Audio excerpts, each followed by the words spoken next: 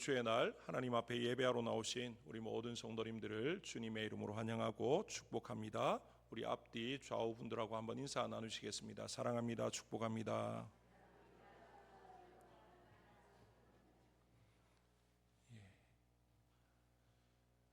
이제 한 해를 마무리해 가는 그런 시점에 와 있습니다. 특별히 우리 교회적으로는 다음 주에 새생명 축제를 앞두고 있는데요.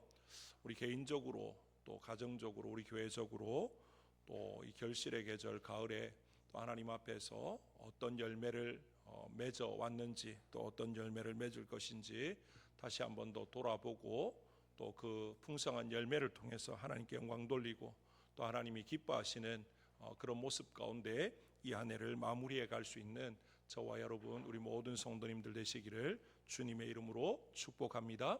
시간이 가면 갈수록 우리의 삶에 후회가 더해가는 것이 아니라 기쁨과 감사와 또 찬송이 더해져가는 그런 우리의 삶이 되기를 다시 한번 더 소망합니다.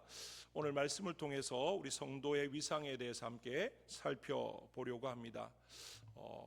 말씀에 앞서서 한 가지 먼저 질문을 드리면요, 예수님을 믿는다는 것을 어떻게 정의할 수 있겠습니까?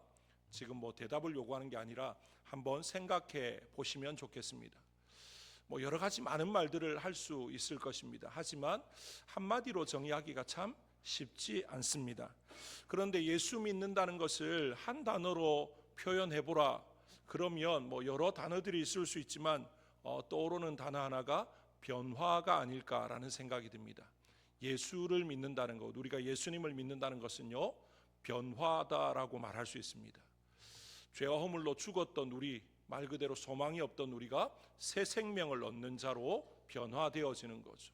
영원한 형벌 가운데 처할 수밖에 없던 우리가 새 생명을 얻고 영원한 천국으로 옮겨지는 것, 그런 변화가 예수 그리스도를 통해서 주어지는 것이죠. 그렇기 때문에 예수님을 믿는다는 것을 설명할 수 있는 여러 가지 많은 단어가 있지만 참 많은 것들을 좀 포함하고 아우를 수 있는 한 단어, 그러면 변화가 아닐까라는 생각이 듭니다. 우리 예수님도 이 땅에 오셔서 요한복음에 보시면 가장 먼저 행하신 첫 번째 표적이 무엇이었습니까? 가나 혼인잔치에서 물로 포도주를 만드는 겁니다. 물이 변해서 포도주가 되는 것이죠. 무엇을 보여주는 것입니까? 우리 예수님은 이 땅과 우리 인생의 놀라운 변화를 주로 오신 분이다 라고 하는 것을 우리에게 상징적으로 보여주는 그런 사건이라고 말할 수 있습니다. 에베소서 2장에 보시면 우리가 예수님을 믿는 것을 한마디로 이렇게 표현합니다. 죽었던 너희를 살리셨다라고 이야기합니다. 죽은 자를 살리는 것, 소망이 없는 자를 소망 가운데 생명으로 또 변화시키는 것, 이게 바로 예수님이 우리에게 행하신 일이고 예수 믿는 것이다, 그렇게 말할 수가 있는 것이죠. 우리가 이 땅을 살아가다 보면요, 주변에 가끔씩 정말 병에 어떤 심각한 병에 걸려서 그냥 소망이 없던 사람이 완치가 되어져서 그냥 일상의 삶을 살아가는 걸 볼 때 우리 마음이 어떻습니까? 야, 정말 대단하다, 야, 정말 놀랍다, 이런 생각을 하고 주변 사람들이 야, 저 사람 이런 병에 걸렸는데 나았다 하더라, 이런 일들을 말하는 때가 가끔씩 있지 않습니까? 어떤 불치병에 걸렸다가 죽을 병이었다가 살아나도 회복이 되어도 정말 놀랍다라고 이야기하는데, 성경은 우리에게 말하기를 우리는 이미 죄와 허물로 죽었던 자들이다, 아무런 소망도 없고 아무런 가능성도 없던 우리였는데, 그런 우리에게 하나님이 독생자 예수 그리스도를 보내어 주셨고 예수 그리스도로 말미암아서 우리가 새 생명을 얻게 되었다, 그렇게 말씀을 하고 있습니다. 이것은 세상에서 일어나는 어떤 기적 이런 것보다도 더 놀랍고 더 근본적인 기적이다, 사건이다, 그렇게 말할 수 있습니다. 이 모든 것이 말해주는 것이 바로 변화다라고 말할 수가 있는 것이죠. 정말 우리가 예수님을 믿는다는 것은 죽었던 우리가 새 생명을 얻고 살아나는 것, 그것임을 다시 한번 더 기억했으면 좋겠습니다. 그런데 오늘날 이 땅의 교회와 성도들에게 심각한 문제가 하나 있다라고 말할 수 있는데요, 그것은 예수님을 믿는 우리의 삶에 이런 변화의 징후가 나타나고 있는가라는 것이죠. 다시 말하면 우리를 통해서 세상이 얼마나 변화되어지고 우리를 보는 많은 사람들이 우리를 향해서 정말로 예수님 때문에 변화된 삶이라고, 예수님 때문에 정말 다른 삶을 살아가고 있다고 그렇게 인정하고 말을 하고 있는가라는 것이죠. 정말로 세상이 교회를 보면서, 성도를 보면서 정말 세상의 희망은, 또 이 땅의 희망은 교회고 성도인 것을 그들이 부정하면서도 그렇게 인정하면서 바라보는 그런 시선이 있는가라는 것이죠. 그냥 손가락질만 하고 그냥 비방만 하고 말 그대로 맛을 잃은 소금이 길가에 버려져서 밟히어지는 그런 모습은 아닌가라는 것입니다. 혹시 우리 성도님들 주변에 예수님을 믿지 않는 불신 어떤 이웃들이나 지인들로부터 예수 믿는 나를 지칭할 때 또는 이야기할 때, 야, 예수 믿더니만 완전히 사람이 달라졌어, 예수 믿더니만 정말로 사람이 우리와는 차원이 다른 사람이 되어졌어, 뭐 이런 말들을 혹시나 듣고 계십니까? 예수 믿기 전이나 믿고 난 이후나 뭐 별로 잘 모르겠는데, 우리와 다른 걸 잘 모르겠는데 혹시 그런 말을 듣지는 않는가라는 거죠. 교회는 왔다 갔다 하는데 우리의 인격은, 우리의 삶의 모습은 전혀 변화되지 않는 그런 옛사람의 모습을 그대로 가지고 있지는 않는지 우리 자신들을 한번 돌아보았으면 좋겠습니다. 정말로 하나님 앞에서 복음의 능력을 나타내는 진실한 그리스도인 성도가 되어져야 되는데, 그냥 무늬만, 껍데기만 그리스도인의 모습을 가지고 있지는 않는가라는 것입니다. 우리 앞선 세대, 우리 믿음의 선진들을 한번 생각해 보시면요, 지난 세월 한 30-40년, 40-50년 전에 우리 앞선 세대를 보시면 정말 세상과 구별된 삶을 살아가기 위해서 얼마나 몸부림쳤는지, 얼마나 힘쓰고 애썼는지 우리가 눈으로 똑똑히 지켜보지 않았습니까? 정말로 하나님의 이름을, 하나님의 영광을 가리지 않으려고 더 다른 사람들보다 열심히 일하고 더 정직하게 최선을 다해서 살아갔던 우리 믿음의 선진들의 모습을 우리가 알고 있습니다. 그런데 오늘 이 시대는 어떻습니까? 세상 사람들이 우리 성도들을 향해서, 그리스도인들을 향해서, 교회를 향해서 이제 그런 마음들이 있는가라는 것이죠. 예수 믿는 사람을 인정해주는 그런 부분이 있는가라는 것입니다. 한국 교회사를 보면 어떤 마을에 이제 흔히 하는 파출소가 하나 들어서는 것보다 교회 예배당이 하나 세워지면 그 마을에 범죄의 어떤 부분들이 현격하게 줄어들었다라는 기록이 있습니다. 그만큼 예수 믿는 사람이 그 마을 가운데 생겨나면, 교회가 세워지면 그 마을이 좀 더 안정되어지고 좀 더 살기가 좋아지고 서로 간에 어떤 여러 가지 문제나 이런 것들이 좀 해결되어지는, 갈등이 또 해결되어지는 그런 모습인 거죠. 그러니까 범죄들이 줄어들었다라는 것입니다. 그런데 오늘 우리 시대는 어떻습니까? 밤에 한번 주변을 둘러보면요, 도시에 나가보시면 십자가 보이지 않는 곳이 없습니다. 다 십자가가 있습니다. 어떤 빌딩에는 교회가 3개, 4개 이렇게 같이 있는 데도 있습니다. 걸어서 한 5분 안에 교회들이 다 있습니다. 그런데 오늘 이 시대 범죄가 어떻습니까? 말로 다 할 수 없는 그런 흉악한 범죄들이 너무나 많이 일어납니다. 그것 가지고 다 평가할 수는 없는 거지만 정말로 교회가 세상 가운데 선한 영향력을 끼치고 성도인 우리가 세상 가운데 빛되고 소금된 그런 삶을 살아가고 있는가라는 것이죠. 우리가 지금 살펴보는 사도행전을 보시면요, 초대교회의 모습을 보여주는데, 초대교회는 어떠했느냐? 사도행전 2장 마지막에 이런 말씀이 있습니다. 온 백성에게 칭송을 받으니 주께서 구원받는 사람을 날마다 더하게 하시니라. 교회가, 성도들이 온 백성에게 뭘 받습니까? 칭송을 받았다라고 이야기하고, 그렇게 칭송받게 하시면서 어떻게 합니까? 정말로 날마다 구원받는 사람을 더하게 하시는 그런 놀라운 역사가 있었다라고 기록하고 있습니다. 정말로 로마가 세상을 지배하던 그 초대교회 시대를 보시면요, 로마 사람들은 예수 믿는 사람들을 엄청나게 박해했습니다. 그들을 핍박했습니다.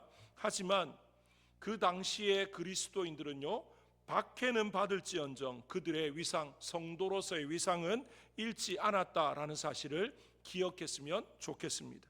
로마 역사를 보시면 이 로마의 귀족들이 자신의 자녀들을 이제 결혼시킬 그런 이제 시기가 되어지면 자신의 자녀자의 배우자로, 자녀들의 배우자로 딸의 남편감으로 또는 아들의 신부감으로 자신들과 어떻게 보면 같은 위치에 있는 로마의 귀족들의 자녀를 택한 것이 아니고요, 이름 없는 어떻게 보면 평민이었던 그리스도인들, 크리스찬 자녀들을 자신의 자녀의 배우자감으로 선택을 했다라는 문헌들이 나옵니다. 왜 그렇게 했겠습니까? 너무 잘 알죠. 자신들의 삶이 문란한 것처럼 그 상대방의 자녀들도 누구도 다 문란한 삶을, 성적으로나 여러 가지 면에서 말도 안 되는 형편없는 삶을 살아가는 걸 알다 보니까 부모의 마음은 어떻습니까? 나는 형편없어도 내 자녀는 좀 제대로 살았으면, 제대로 된 배우자감을 얻어서 행복한 가정을 이루었으면 하는 게 부모의 마음 아니겠습니까? 그러다 보니까 자기도 로마의 귀족이지만 로마의 다른 귀족의 자식을 자신의 자녀의 배우자감으로 선택하는 게 아니라 그냥 암암리에 예수 믿는 자의 자녀, 크리스찬들을 자기 자녀의 배우자감으로 이렇게 데리고 왔다라는 그런 문헌들이 있습니다. 그들의 눈에 어떻게 비춰진 겁니까? 그들이 멸시하고 천대하고 무시했지만 그 시대의 그리스도인들은요, 뭔가 다른 모습이 있었다라는 겁니다. 그들 가운데는 진실함이 있었습니다. 정직함이 있었습니다. 삶의 순결이 있었습니다. 그게 그냥 한순간 비춰지고 끝나는 게 아니라 그들의 삶에 그게 그냥 빼어 있었다라는 거죠. 그러니까 그들이 무시하면서도 멸시하면서도 때로는 박해하고 핍박하면서도 그리스도인에 대한 뭐가 있었던 겁니까? 두려운 마음이 있고 존경하는 마음이 있었다라는 것입니다. 오늘 우리 시대 교회와 성도들 향해서 세상 사람들이 그런 마음이 있는가 우리가 한번 돌아볼 때 우리 스스로 너무나 부끄럽고 또 하나님 앞에 고개 들 수 없는 그런 부분들이 있지 않습니까? 어떤 시대를 막론하고 교회를, 성도들을 막 극진히 대접하고 칭송하고 사랑하고 그런 시대는 잘 없습니다. 싫어합니다. 거부합니다. 그런데 초대교회를 보면 싫어하고 거부하면서도 인정했다라는 거죠. 그런데 오늘 우리 시대는 어떻습니까? 싫어하고 거부하는 게 전부 다입니다. 인정하지 않습니다. 예수 믿는 사람을 인정하지 않습니다. 두려워하지 않습니다. 경외심이 없다라는 것입니다. 왜 그렇습니까? 우리 교회의 위상, 성도의 위상이 완전히 땅에 떨어져 버렸다라는 거죠. 그렇다면 우리 교회와 성도의 위상을 어떻게 하면 회복하고 제대로 세상 가운데 성경이 말하는 대로 빛으로 소금으로 세워질 수 있는가, 오늘 말씀을 통해서 함께 살펴보고자 합니다. 먼저는 하나님의 능력을 우리가 나타낼 수 있어야 된다라는 것이죠. 우리의 삶에서 하나님의 능력이 나타날 때 교회가, 성도가 세상 가운데 다시 한 번 더 그 위상을 바로 세울 수 있다라는 것입니다. 오늘 말씀해 보시면 굉장한 능력들이 나타납니다. 15절에 보시면요, 심지어 병든 사람을 메고 거리에 나가 침대와 요 위에 누이고 베드로가 지날 때에 혹 그의 그림자라도 누구에게 덮일까 바라고 그렇게 말합니다. 베드로를 만나서 안수 기도를 받고 싶은데 만나기가 쉽지 않습니다. 그러니까 베드로가 지나가는 길을 언제 알았다가 베드로가 지나갈 때 그 그림자만 좀 덮여도 낫겠다는 거죠. 그런데 심지어 그렇게 되면 낫습니다. 또 사도행전을 보면 바울의 수건을 갖다가 얹으니까 어떻게 됩니까? 병자가 낫기도 합니다. 오해가 없으시길 바랍니다. 하나님의 능력이 나타나는 삶, 우리를 통해서 병자가 일어나고 막 죽은 자가 살아나고 막 고침을 받는 그것만 하나님의 능력이 나타나는 삶이다, 그렇게 생각하지 않기를 원합니다. 오늘 성경에 보시면 어떻게 말하고 있습니까? 이 모든 일이 사도들의 손을 통해서 민간의 표적과 기사가 많이 일어났다, 그렇게 말합니다. 이 사도라는 사람들을 통해서 있었다라는 것입니다. 다시 말하면 특별한 경우에 지금 어떤 역사인 것을 우리에게 보여줍니다. 오늘 우리 시대에 사도가 있습니까? 아니요. 목회자를, 선교사를 사도인 것처럼 말하지만 예수님께서 말씀하셨던 그 사도는 오늘날 우리 시대 가운데 존재하지 않습니다.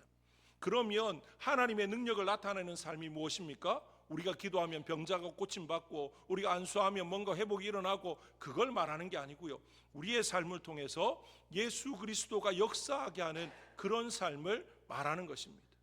우리는 하나님 앞에 기도할 때 하나님 능력을 나타내 주십시오, 예수 그리스도의 놀라운 은혜가, 특별한 은혜가, 능력이 우리의 삶 가운데 나타나게 해주십시오. 어떨 때 기도합니까?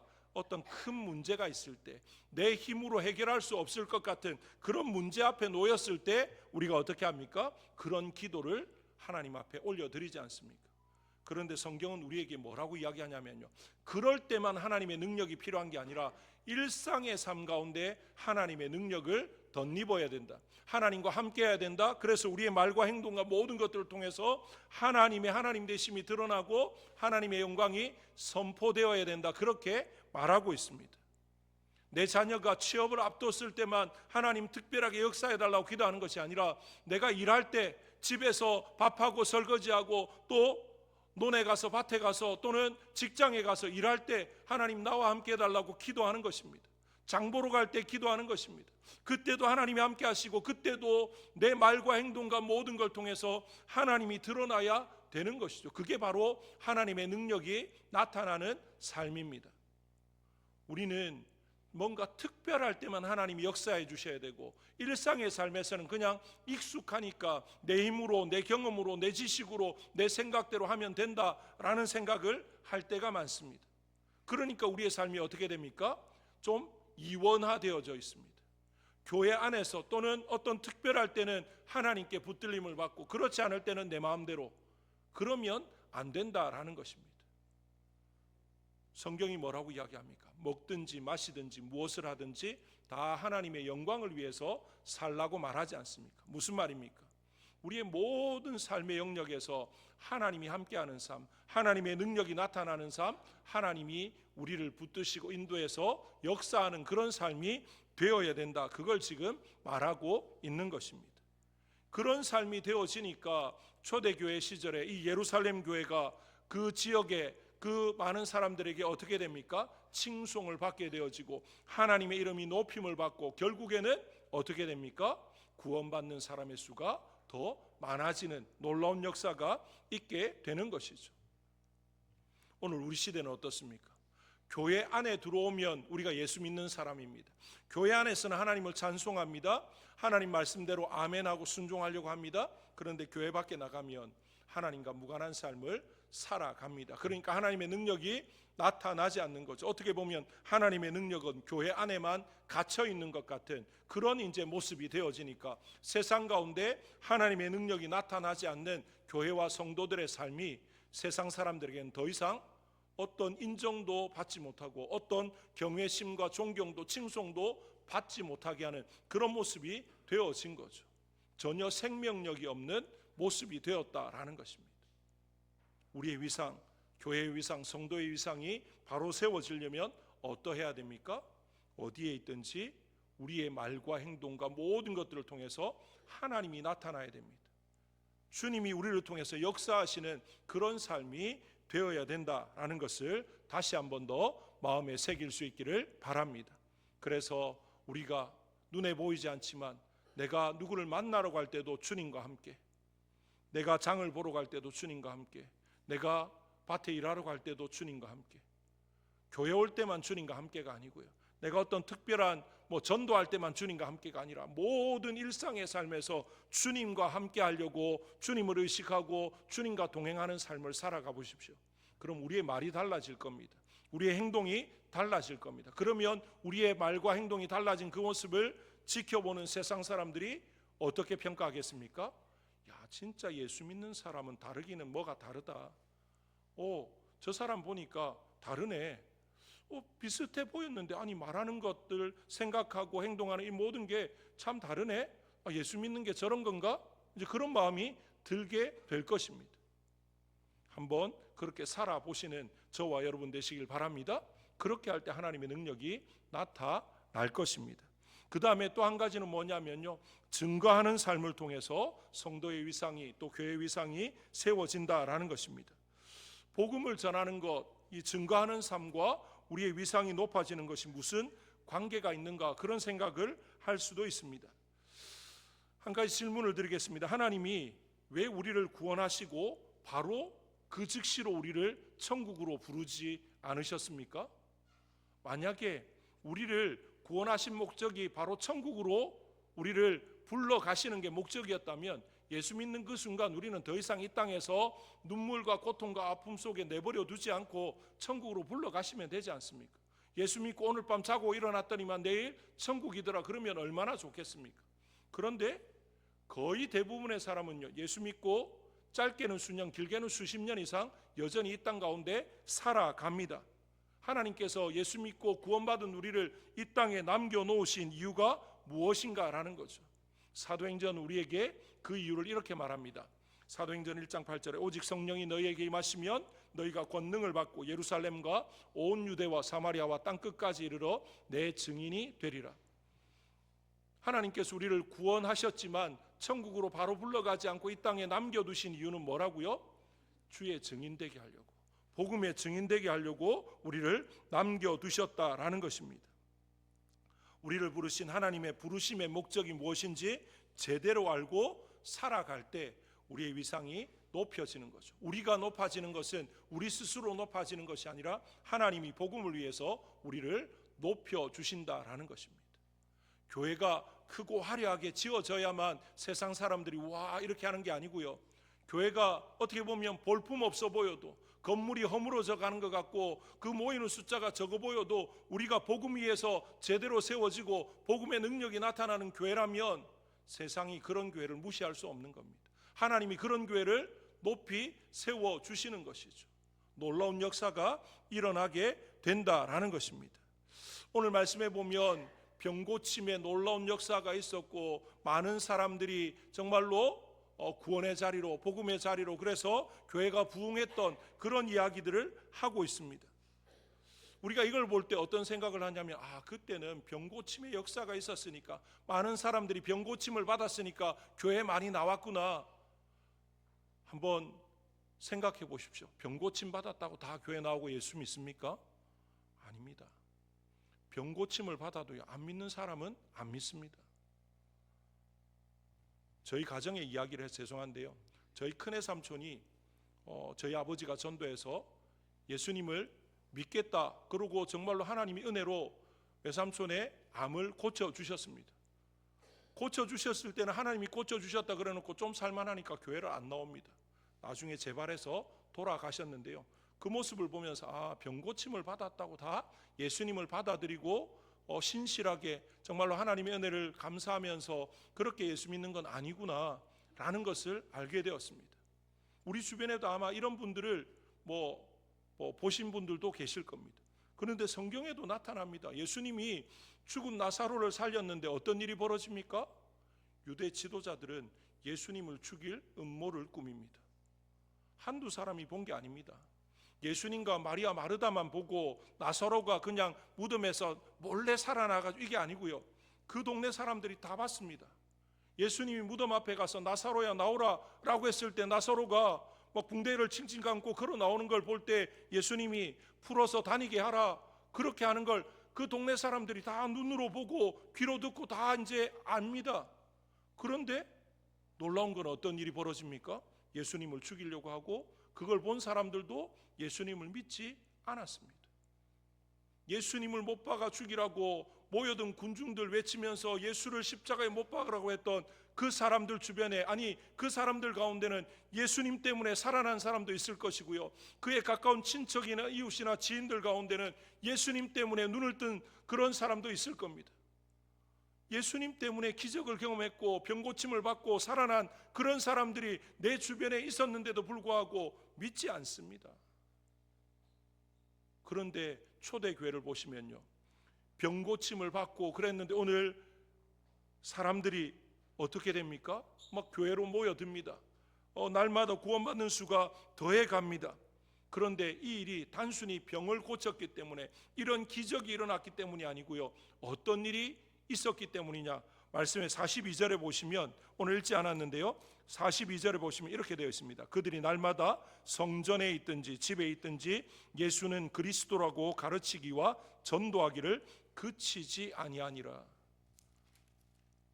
단순히 기적만으로 이렇게 된 것이 아니고요, 사도들이 오늘 말씀해 보면 옥에 갇히기도 합니다. 사도 바울도 복음을 전하다가 감옥에 갇히지 않습니까? 그런데 그때에도 뭐는 중단되지 않았습니까? 복음이 전해지는 것은 중단되지 않았습니다. 그리고 모여서 함께 기도하고 말씀을 또 배우고 하는 이 모든 일들이 중단되지 않고 계속되어졌기 때문에 뭐가 일어납니까? 부흥의 놀라운 역사가 일어났다라는 것입니다.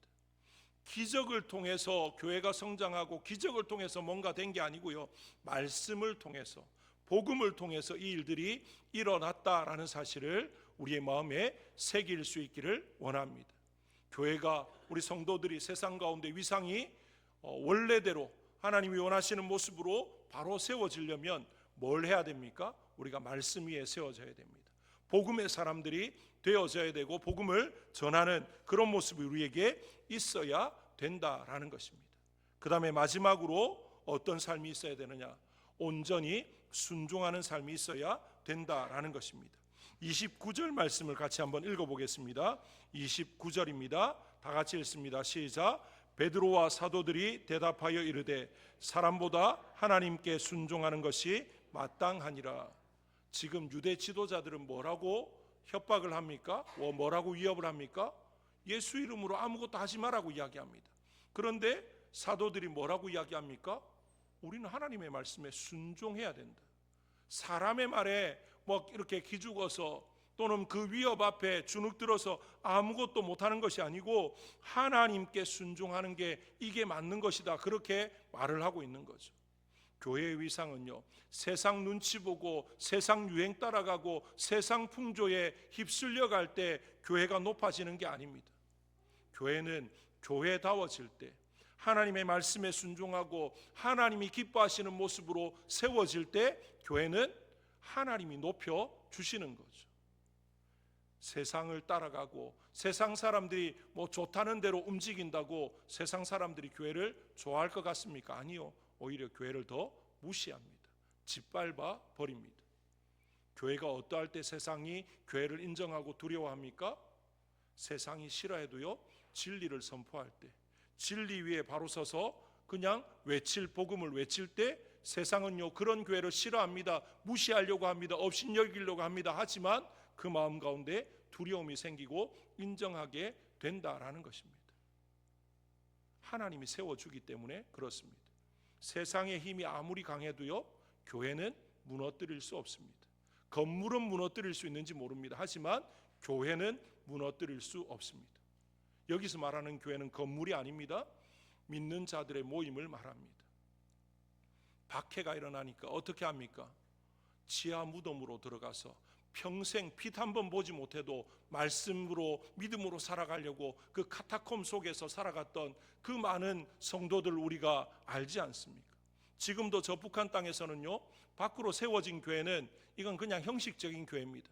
거기는 예배를 드린다 하지만 올바른 예배가 드려지지 않습니다. 하나님을 예배하는 게 아니라 김일성, 김정일, 김정은을 예배하는 거겠죠. 진짜 성도들은 어디 있습니까? 지하에서, 아무도 알지 못하는 곳에서 찬송도 마음대로 못 부르고 소리도 못 내지만, 그렇지만 그 무언 가운데서 그들의 심령으로 하나님을 예배하고 있습니다. 그 예배의 초소는, 그들의 마음까지는 아무리 공산 권력이라 할지라도 어떻게 할 수 없는 거죠. 왜요? 하나님이 지켜주시니까, 하나님이 그들을 붙잡고 계시니까 안 되는 것입니다. 교회는요, 건물을 화려하게 짓고 인원이 많고 이렇게 해야 세상의 위상이 더 높아지는 것이 아니다라는 것입니다.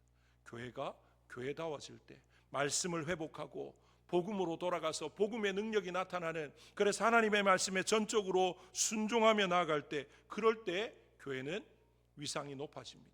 성도들의 위상이 높아진다라는 겁니다. 그렇게 되려면 우리가 어떤 마음을 가져야 됩니까? 한 말씀만 기억하면 됩니다. 갈라디아서 2장 20절에 내가 그리스도와 함께 십자가에 못 박혔나니 그런즉 이제는 내가 사는 것이 아니요 오직 내 안에 그리스도께서 사시는 것이라. 이제 내가 육체 가운데 사는 것은 나를 사랑하사 나를 위하여 자기 자신을 버리신 하나님의 아들을 믿는 믿음 안에서 사는 것이라. 나는 죽었습니다. 나는 죽어가고 있는 게 아니고요. 예수 믿는 그 순간 나는 죽고 누가 사는 겁니까? 껍데기는 나인 것 같지만 내 속에 예수님이 사시는 거죠. 그런 삶을 살 때 어떻게 됩니까? 복음을 전하게 되는 겁니다. 말씀에 순종하게 되는 거고요. 하나님의 능력을 나타내는 삶이 되는 것입니다. 그런 성도들이 모인 교회가 세상 가운데 하나님의 영광을 선포하게 되는 줄로 믿습니다. 우리 교회가 그런 교회가 되기를 소원합니다. 우리 모든 성도님들이 나는 죽고 예수로 사는 그런 성도님들로 세워지시기를 주님의 이름으로 축복합니다. 우리 시간 합심해서 한번